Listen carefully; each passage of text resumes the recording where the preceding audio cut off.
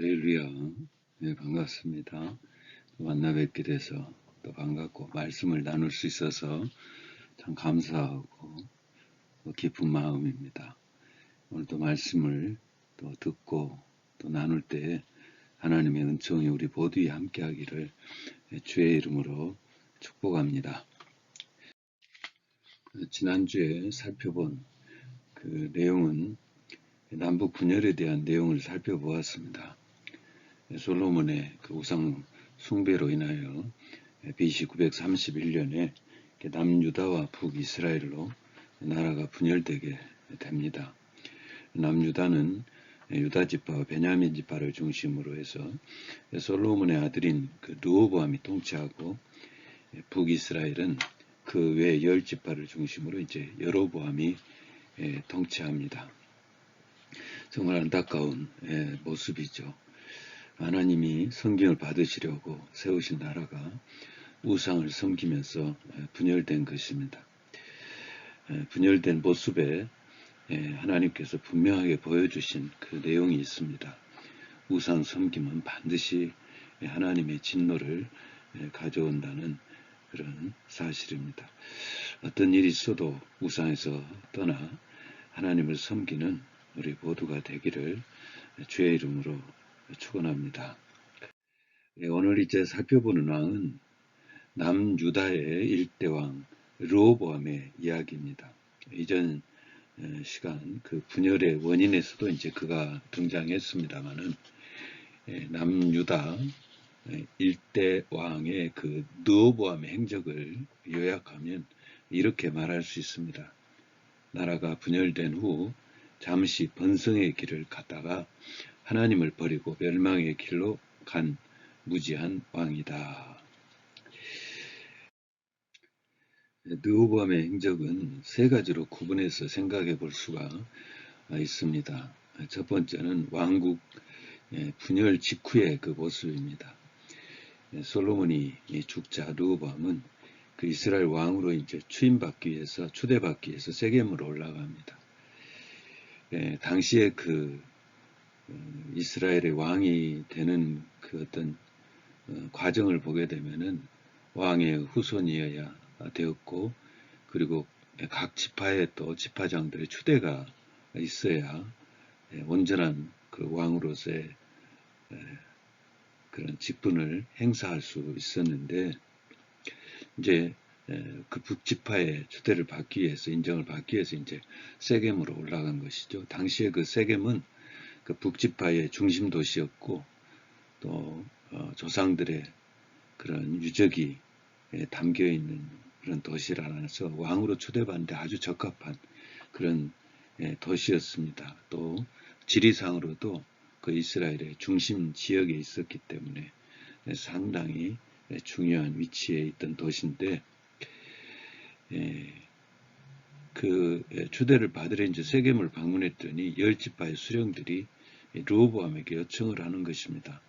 당신 아버지 솔로몬처럼 폭정, 강압 통치를 하지 말아 주시오. 사실 선왕 솔로몬의 강압 통치 때문에 나라가 굉장히 힘들어졌고, 또 민심도 극도로 이반된 상태이기 때문에 그들의 요구를 수용하면 좋은데, 이 르호보암이 수용하지 않습니다. 그뿐만 아니라 더 강한 통치를 선언하죠. 그래서 북지파의 이제 극심한 반대에 직면하게 되는데, 그들의 그 강력한 그 반대에 그 위기를 느끼면서 그 충신이나 아도람을 보내서 이 북지파 사람들을 설득해 보려고 하는데, 이 북쪽 사람들이 아도람을 돌로 쳐서 죽여버립니다. 그래서 더 위기를 느끼죠. 그래서 르호보암이 그 위기를 느끼면서 이러다가는 북지파에서 반란이 일어나겠다 생각해서 그 반란을 차단하기 위해서 이제 전쟁을 선포하게 되는데, 이 광경을 이제 지켜보시던 하나님께서 이 스마야 선지자를 보내서 전쟁을 하지 못하게 막아서시죠. 열왕기상 12장 22절 24절에 그 말씀이 나옵니다. 하나님의 말씀이 하나님의 사람 스마야에게 임하여 이르시되, 여호와의 말씀이 너희는 올라가지 말라. 너희 형제 이스라엘 자손과 싸우지 말고 자기 집으로 각기 집으로 돌아가라 하신지라. 그들이 여호와의 말씀을 듣고 그 말씀을 따라 돌아갔더라. 하나님께서 이제 전쟁을 금하시는 말씀이죠. 동족이니까 형제니까 싸우지 말라. 느호보암이 다른 말은 또 잘 안 듣더니 전쟁하지 말라는 말씀을 또 곧바로 순종하면서 회군을 하게 되는데, 회군을 하면서 이제 뜻밖의 좋은 기회가 주어집니다. 이제 두 번째 살펴볼 내용인데요. 내적으로는 내치의 힘을 쓰게 돼요. 그래서 백성들의 신임을 얻습니다. 유다 땅의 방비를 위해 국경지대의 성읍들을 요새하고 또 충분한 식량과 필수품 비축하고 무기도 충분히 준비하고 분열로 인해서 이제 혼란스러운 백성들의 마음도 수습하는 그런 정책을 시행하고 왕으로 초대받으러 갔다가 초대를 받지 못하고 돌아오고 또 전쟁을 하려다가 또 전쟁도 하지 못하고 그러니 백성들이 얼마나 뒤숭숭하겠습니까? 그때 이제 왕이 내치에 회군을 해서 내치에 힘쓰면서 이제 백성들이 안심을 하게 되는 것이죠. 외적으로는 그 레위인들이 돌아오면서 영적 부흥의 시기를 받게 됩니다.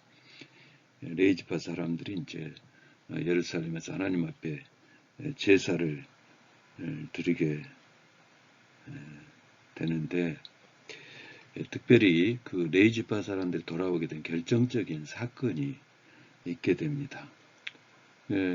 북지파 사람들이 예루살렘 성전에 가서 이제 제단을 쌓으니까 그 북왕 그 여로보암이 불안한 것이죠. 저들이 이제 저 백성들이 가서 내버려두면 백성들이 전부 예루살렘 가서 제단을 쌓으려고 제사를 드린다고 할 것이 뻔하기 때문에, 그래서 이제 그 여로보암이 꾀를 씁니다. 그래서 예루살렘 성전 대신해서 그 이스라엘에 이제 산당을 세워요. 그래서 저 북쪽에다는 단이라는 지역에다 세우고 남쪽에다는 베델이라는 지역에 이제 산당을 세우고 이렇게 하나님을 하나님께 제사를 드리게 하는데, 이게 이제 그 세 가지 큰 잘못을 행하게 돼요.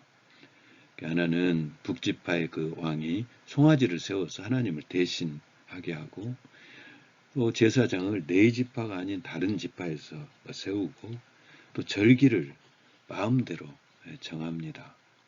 그 산당에 세워진 그 장소를 지도와 함께 보면 이렇습니다. 여기가 예루살렘이 있죠. 그러니까 북사람들이 이제 이곳에 와서 제사를 드렸던 것인데, 그래서 그것을 못마땅히 여겨가지고 이제 베델에다 세우고 남쪽은 북쪽은 단에다가 이렇게 세우면서 자기 마음대로 이제 정한 것이죠. 당시의 법은 어떤 형상도 만들어서는 안 되었죠. 제사장은 반드시 레위 자손, 지파 자손 중에서 하게 돼 있었고, 절기의 날짜도 그 정한 날에 드려지도록 하나님이 정하셨는데, 여로보암 마음대로 바꿔버린 것입니다. 열왕기상 13장 31절 32절에 보면 그 내용이 나옵니다. 그가 또 산당들을 짓고 레위 자손 아닌 보통 백성으로 제사장을 삼고 여덟째 달 곧 그 달 15째 날로 절기를 정하여 유다의 절기와 비슷하게 하고 제단에 올라가되 베델에서 그와 같이 행하여 그가 만든 송아지에게 제사를 드렸으며 그가 지은 산당의 제사장을 베델에서 세웠더라. 참 여로보암의 그 교만이 북이스라엘의 성전 제사의 탈법은 그 율법을 아는 레위인들에게는 이제 심각한 갈등을 가져오고 많은 레위인들이 남유다로 돌아오는 그 빌미를 제공하게 됩니다. 그래서 역대상 11장 13절에 온 이스라엘 제사장들과 레위 사람들이 그들의 모든 지방에서부터 느호보암 왕에게 돌아오되, 이 일은 이제 결국 북이스라엘이 하나님 나라의 결정적인 사건이 되게 되는데, 반대로 북쪽에 있는 이 제사장들이 돌아오면서 남유다에는 놀라운 변화가 일어납니다. 온 백성들이 하나님께 예배드리는 그런 모습이 나타납니다. 역대하 11장 16절에 보면 이렇게 말씀합니다. 이스라엘 모든 지파 중에 마음을 굳게 하여 이스라엘의 하나님 여호와를 찾는 자들이 네 사람들을 따라 예루살렘에 이르러 그들의 조상들 하나님 여호와께 제사하고자 한지라. 그 남유다에 이제 하나님께 예배드리는 그 영적 부흥이 일어나요. 그리고 백성들뿐만 아니라 르호보암 왕이 예배자로 세워지고 이제 유다의 하나님께서 큰 복을 또 허락하십니다. 역대하 11장 17절에 말씀합니다. 그러므로 3년 동안 유다 나라를 도와 솔로몬의 아들 르호보암 왕을 강성하게 하였으니 이는 우리가 3년 동안 다윗과 솔로몬의 길로 행하였음이더라. 이 솔로몬의 길은 이제 처음 일천 번제를 드렸던 그런 모습이죠. 3년 동안을 다윗과 솔로몬의 길로 행하였음이더라. 참 귀한 은혜죠. 우리가 늘 기억해야 됩니다. 하나님의 은혜, 또 하나님이 주시는 그 하늘의 복, 땅의 기름진 복은 영과 진리로 드려지는 그 예배로부터 주어진다는 사실을 늘 기억하면서 정말 신령과 진정의 예배자가 되실 수 있기를 주의 이름으로 축복합니다. 세 번째 보여주는 또 은혜는 안타깝게도 이 르호보암이 얼마 안 돼서 하나님을 멀리하게 됩니다. 일이 잘 되면서 이 르호보암의 솔로몬과 같은 교만이 찾아온 거죠. 여러 가지가 불안할 때는 도와달라고 간청하면서 도움을 요청했는데 또 정작 일이 잘 되면서 하나님의 말씀을 또 우습게 여긴 것입니다. 열왕기상 14장 22절 24절에 말씀합니다. 그의 조상들이 행한 모든 일보다 뛰어나게 하여 그 범한 죄로 여호와를 노엽게 하였으니 이는 그들도 산 위에와 모든 푸른 나무 아래에 산당과 우상과 아세라상을 세웠습니다. 그 땅에 또 남색하는 자가 있었고 여호와께서 이스라엘 자손 앞에서 쫓아내신 국민의 모든 가증한 일을 우리가 본받아 행하였더라. 교만해진 르호보암의 모습이죠. 다 곳곳에 우상을 숭배하는 산당을 세우고 또 남색하는 동성애를 허락하고 매춘행위를 하는 음란한 이방신들의 제사행위를 답습하고 참 왕이 이러니 백성들도 또 따라가지요. 타락의 원리는 시대를 불문하고 같은 것 같습니다. 어쨌거나 안타깝게도 왕이 하나님을 떠나면서 백성들도 같이 떠나고 왕이 교만해지면서 이제 덩달아서 백성들도 교만해진 것입니다. 이를 보시니 이제 하나님께서 간섭을 하시죠. 애굽왕 시삭으로 하여금 유다를 침공하게 합니다. 역대하 12장 1절 2절 르호보암의 나라가 견고하고 세력이 강해짐에 그가 여호와 율법을 버리니 온 이스라엘을 본받은지라 그들이 여호와께 범죄하였으므로 르호보암 제5년에 애굽왕 시삭이 예루살렘을 치러 올라오니 지도 함께 또 보면 이렇습니다. 빨간 그 줄 그 밑에 아래가 이제 애굽이 있는 지역인데 거기서부터 쭉 이렇게 올라오면서 애굽왕 시삭이 이렇게 침입하고 있는 그런 모습이고요. 또 그렇게 또 침입하면서 이 그 보라색이죠. 파란색인데 화살표가 돼 있고 전 이스라엘 남유다뿐만 아니라 북이스라엘까지도 이렇게 침공해서 유린을 하는 그런 참 아픔을 겪게 됩니다. 전차만 1200대, 기병은 6만이 되고 포병은 수도 헤아릴 수 없을 만큼 엄청난 대군이 쳐들어온 것입니다. 솔로몬 때부터 정략 결혼으로 돈독한 외교 관계를 다져온 애굽이었지만 남유다가 혼란해지자 그 틈을 타서 침략군으로 돌변해서 그 이스라엘 지역을 순식간에 초토화시키고 예루살렘을 포위하고 다급해진 르호보암과 이제 방백들이 예루살렘에 모여 비상대책 회의를 하지만 별다른 대안을 이제 내놓지를 못합니다. 침략당한 그 이유에 대해서 하나님께서 선지자 스마야를 통해서 그들에게 알려주십니다.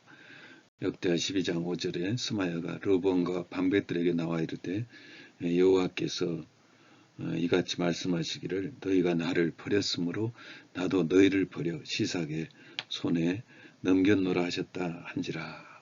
정말 무서운 말씀이죠. 네가 먼저 하나님을 버렸기에 하나님도 너희를 버린다는 말씀입니다.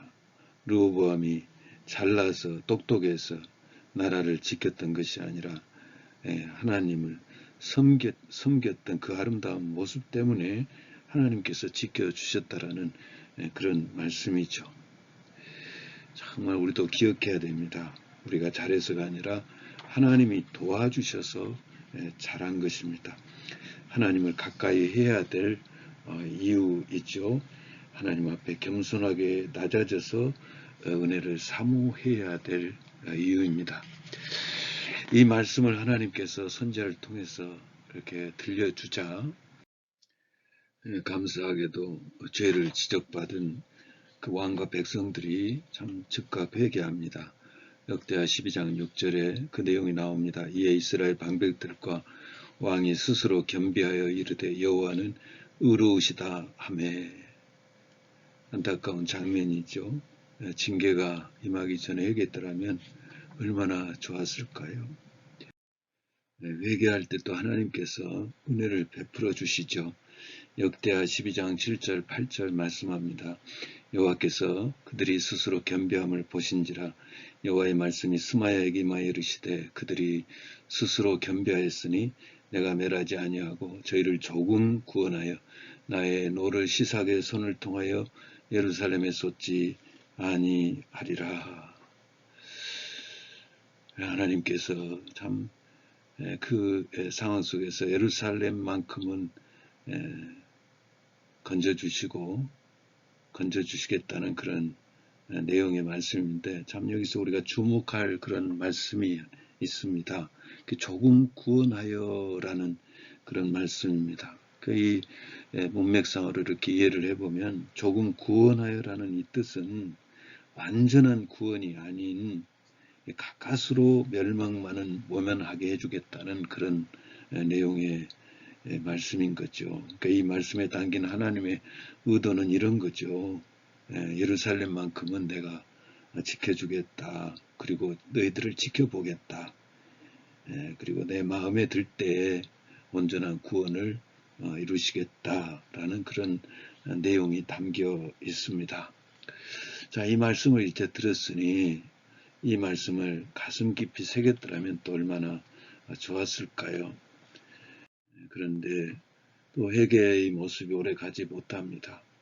나라가 회복되면서 또다시 하나님을 떠나는 그런 르호보암의 모습을 보게 됩니다. 다시 또 교만해져요. 그래서 하나님을 등지고 통치 후반부 내내 악을 행하면서 은혜의 자리에서 멀어집니다.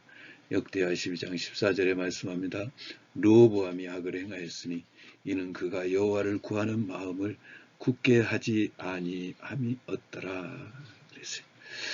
참 안타까워요. 이런 반복된 그런 과정을 겪으면서도 하나님을 향한 그 마음, 예배자의 마음, 온전히 섬기려고 하는 그 마음을 굳게 하지 못한 그 모습, 정말 안타까운 모습입니다.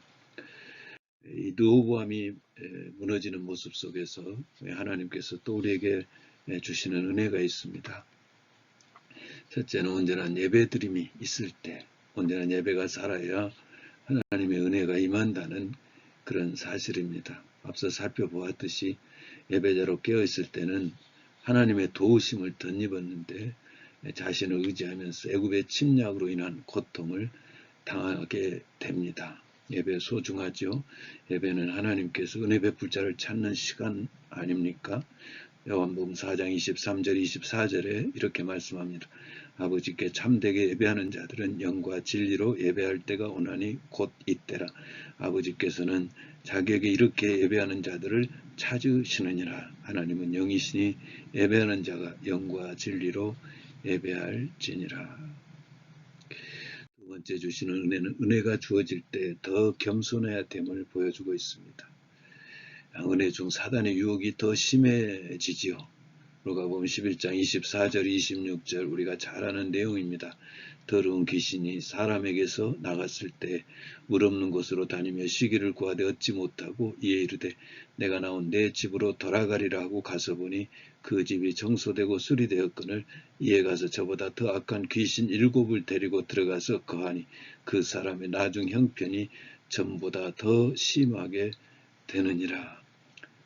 은혜를 받았으면 더한 은혜를 사모하기 위해서 더 예배드리고 더 기도하고 순종해야 악한 사단의 역사가 미치지 못하는 것인데 그런 모습을 갖추지 아니하자 이 누어범에게 더한 권세를 가진 악한 내용들이 유혹의 요건들이 누어보암을 무너뜨린 것입니다. 말씀을 맺습니다. 하나님 앞에 늘 엎드려 은혜를 사모하는 우리가 되어야 될 줄로 믿습니다. 예레미야 9장 23절 24절에 말씀합니다. 여호와께서 이같이 말씀하시되 지혜로운 자는 그의 지혜를 자랑하지 말라. 용사는 그의 용맹을 자랑치 말라. 부자는 그의 부함을 자랑하지 말라.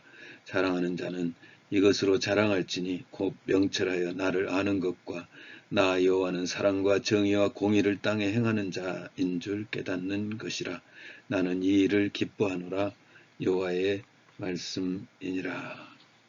내 장점을 강화시키기 전에 내 장점을 자랑하기 전에 하나님과의 관계를 바르게 해야 될 줄로 믿습니다. 내 생각과 지식을 앞세우기 전에 하나님의 은혜를 사모해야 될 줄로 믿습니다. 돈이나 군대가 나를 지켜주는 것이 아니라 하나님과의 좋은 관계가 나를 지켜주는 것입니다. 하나님의 은혜는 겸손에서 시작됩니다.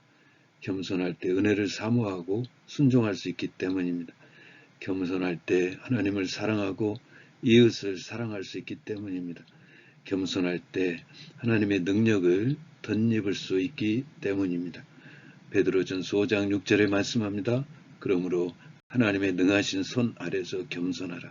때가 되면 너희를 높이시리라. 할렐루야. 하나님 앞에 바로 서는 모습이 중요함을 알고 더 낮은 자세로 은혜를 사모하면서 살아가는 우리들이 되기를 주의 이름으로 축원합니다.